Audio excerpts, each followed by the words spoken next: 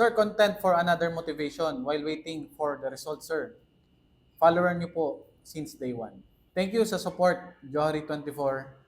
Ngayon ko lang nabasa yung mention mo sa akin habang nagre-review ako nitong mga nag-mention sa akin. I hope nakapasa ka. Pero bibigyan pa rin kita ng advice or motivation na hinihingi mo. May nakita ko isang quote na napakaganda ng message. Sabi doon, do not be envious of someone's chapter 20 while you are still in your chapter 1. Marami kasing tao na nalolomoral or nadadown dahil kinukumpara nila yung sarili nila sa mga successful na tao o yung mga nilulook up nila.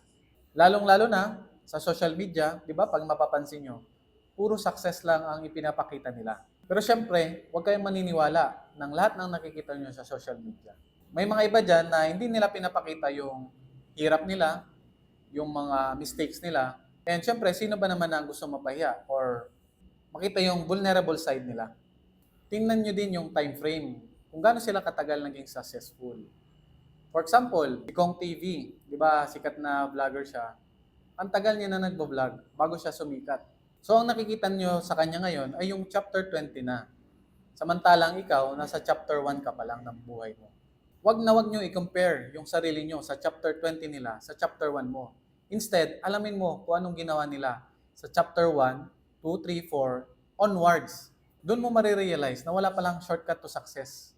Kailangan mo pagdaanan lahat ng chapter. Lahat na naging successful dyan, lahat ng tinitingala mo, ay dumaan din sa hirap na pinaghihirapan mo ngayon. Instead, gawin yung inspiration, yung chapter 20 ng ibang tao. Dapat ma-realize mo na bago nila narating yun, nag-umpisahan mo na sila sa chapter 1. So yun lang, I hope may natutunan ka sa akin. Kung may katanungan kayo, comment nyo lang, follow for more.